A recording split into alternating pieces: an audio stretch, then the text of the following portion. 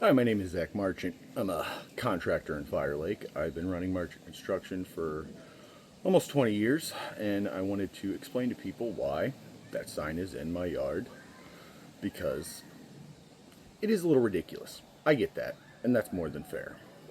I'll explain to you the scenario, and you can think whatever you want. Everything I say, I have proof to support every single aspect of it. I did work for the Maydews in 2021 through 2022. Did a ton of work for them inside. The only issue that was ever really had was that she changed her mind a lot. A lot about everything. I got paid for the changes, whatever. It's part of being a contractor. Not usually a big deal. But we wanted to make sure that she chose the deck that she wanted, so we didn't have to redo it. We wanted to make sure that she made the choices on whether she wanted a seawall and other things before moving forward. That's what you're supposed to do. She did not want a seawall. She had 3 different options to choose from. She chose the biggest option. It was 20 by 80 foot deck. It was huge. And because this will come up later, for anyone, including her, to say that that deck was in any way substandard is beyond absurd.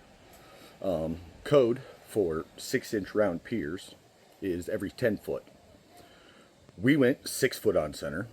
We also used 8-inch rounds. We also used 1-ton marine brackets to attach the joists to the piers to make sure that nothing could ever shift, nothing would ever move. She wanted to make sure it would last a long time. I did too. I also rarely get the opportunity where I work with someone with, we'll say, near infinite resources. He's a corporate tax attorney in Chicago and a lobbyist for the Democratic Party. They have money. Fine. Whatever. Anyway, to say that that was anyway substandard is beyond absurd because, once again, with what he does, to build a substandard deck for someone like that would most assuredly invite many lawsuits and shit that you didn't want to deal with. And to be honest, this was going to be a crown jewel of my portfolio. This thing was massive. I've built a lot of decks over the years. This was by far the biggest. Anyway, continuing on. So, towards the end of it, we're a day away from getting ready to start putting on the actual decking. She says she wants to halt progress, that she wants to have it independently inspected. I had no problem with that. I was the inspector out here at the time. That's a clear conflict of interest. I do good work, no problem with it being inspected. I asked her, could I be there when it was inspected? She said, no problem. I said, do you promise? She said, of course. Whatever. Same day, she also starts talking about, basically what we would do if it did have to be taken down, which did start to raise a few red flags because I knew it was good. At the time, I was owed $4,500 for other work that I had done for, and the deck, just the labor, was going to be about $12,000. So it's about $16,500 that I'm waiting on. At a time when Rachel just got out of a life vest, and we'll just say it was a very stressful time, along with a very, very close elderly neighbor dealing with some fraud and elder abuse issues. So we put a pause on that job. Now I want to make it clear, I haven't heard a peep, not a word, no response to anything I've sent them, calls, emails, texts, of any kind, at all, in years. I don't even think there was a communication from that day. There may have been a quick one, but it in no way explained everything. I was in no way contacted about the inspector coming. I believe the next text message at all was probably me sending her text message very pissed off because I was not there for the inspection as was promised. And I was never given a copy of the inspection report. Ever. Ever, ever. Which will come into play. Life moves on. I pride myself on doing the right thing. Even after being at a very broke, stressful point in my life, I spent about a month and a half helping Karen rebuild a house in Sterling that she was basically tricked into buying. We got it fixed back up so that she could sell it, sadly, for what she paid for it, because the woman who scammed her didn't investigate any of the issues or in any way negotiate at all on the price of the house. They just paid full listing price. But regardless, it was a very stressful point in my life. Things start going better the following year. By summer, I'm starting to get my head back above water. I had to make a change to inspections at that time, which I could have been more transparent on, and I get that there was a lot of blowback and issues from that. Shit happens. Life moves on. But a major catalyst of that, which I would not know about if my father was not on the board at the time, was that she was sending emails to the board saying that she didn't want me to inspect her seawall. Her $98,000 seawall. That is also massive. If she had been adult about it, called me, anything like that, I would have stepped back, fine, whatever. My biggest concern was the same as everyone else's, was that if any of that concrete leaked in the lake, it would have killed Fyre Lake. Plain and simple. She then sent them an inspection report, supposedly, from an inspection agency, stating that there were several issues and that the deck had to be removed.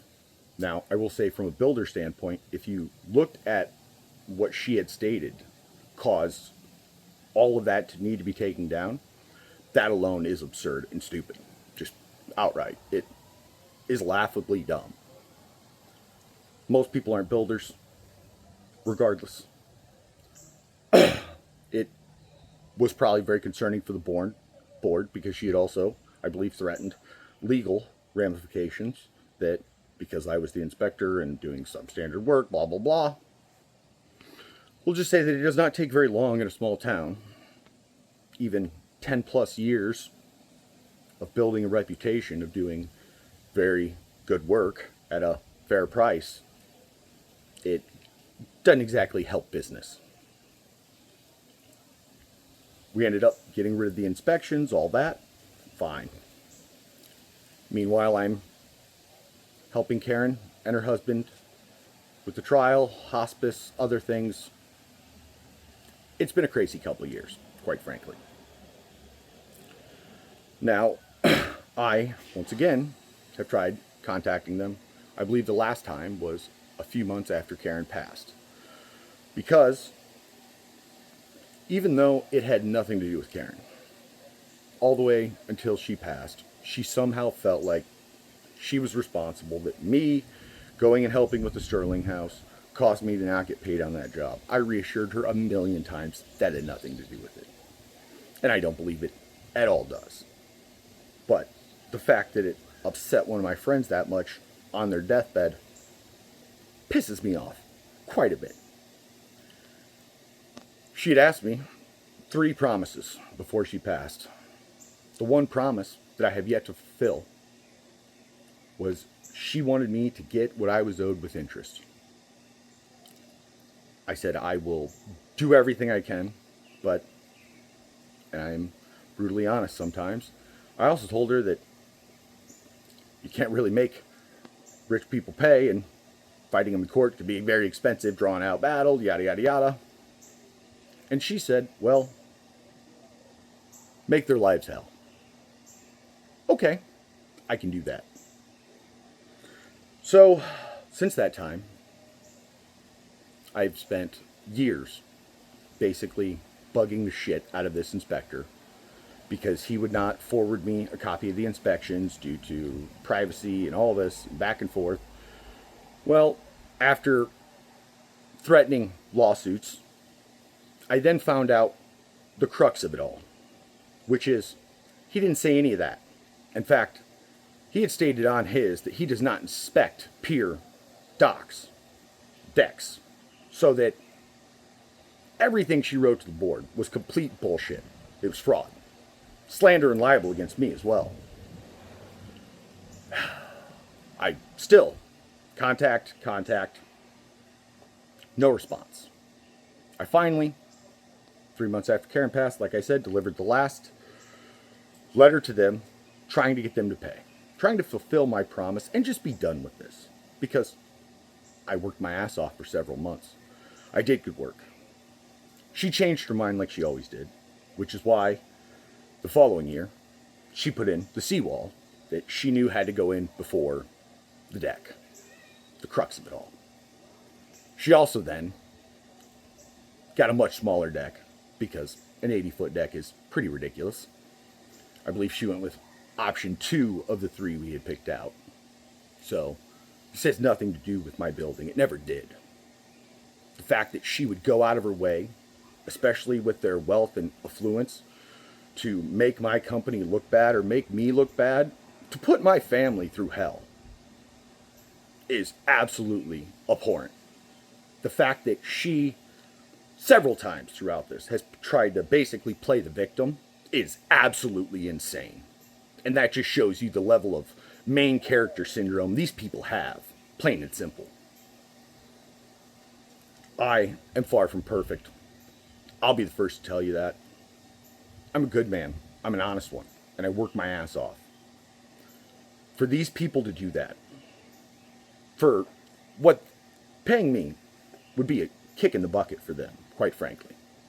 I mean, since the time when they took down the deck that I built, they have put in $250,000 into their shoreline.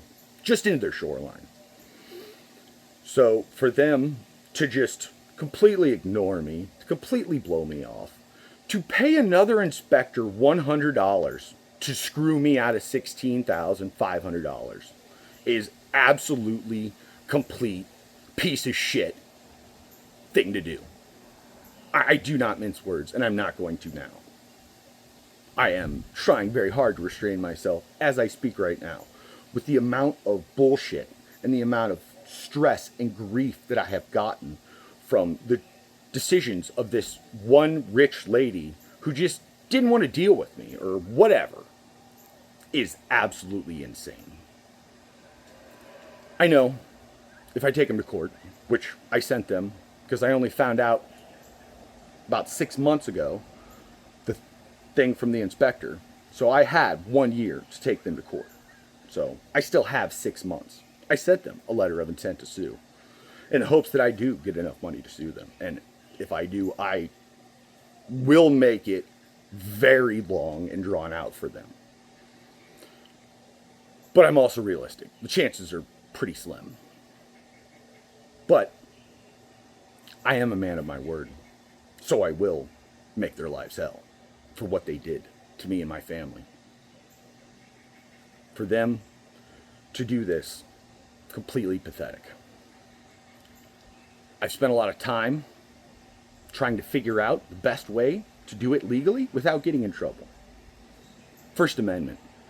I can say whatever I want. I can put whatever sign I want to in my yard. First Amendment. Is this going to piss off a lot of people? Probably. Does it look tacky? Yeah. But it's going to piss them off 100 times more than anyone else. And that makes me pretty happy, to be honest. I'm going to fulfill my promise one way or another to Karen. Guaranteed. These people chose to make my life hell. Chose to drag my name and reputation through the mud. Because it was an inconvenience for them to pay me for that busting ass work we did that spring. It was a wet spring. I looked like a mud man almost every day when I came home. But they didn't want to be inconvenienced. Well, they're going to be. Every time they come into Fyre Lake, until I get paid, that sign will be out there. All of your friends will see it. Good. Everyone will know. In fact, if you just keep ignoring me, I'll just make the sign bigger. I'll put spotlights and blinking lights on it. It'll be fun. I am a builder after all. I've never done those types of things, but it would be a fun weekend project. That is the problem with a lot of this country. The rich people screwing the rest of us over for absolutely no reason. Because they feel like it. Well, I'm done with that. So, I'm going to take the time out of my day, the 4th of July, to celebrate my independence by waging war on people that brought a war to my doorstep for absolutely no reason. And I'm sorry if the sign annoys anyone else. That's 100% not my intention. But as I stated, I will keep my word to Karen. That's a fact. There was no reason for them to do what they did. That's a fact. And my wife is thoroughly pissed off that I put that sign out. That is a fact. Almost as pissed off as she is going to be when she finds out that I made this video. But we all can't win them all. I hope you all the very best, 4th of July. And know that I hope this does not inconvenience anyone else other than those that it most assuredly deserves to. Everyone, have a great day. And from now on, I think when we wage war on the rich or those that are screwing us over unjustifiably, we'll hit it with the hashtag the bull moose is loose. We'll make this go viral. I will take this as far as I need to make your life a living hell, or to get my money back and fulfill my promise to Karen. Y'all have a great 4th of July. Thank you so much for taking the time to listen to this. Wish you the best.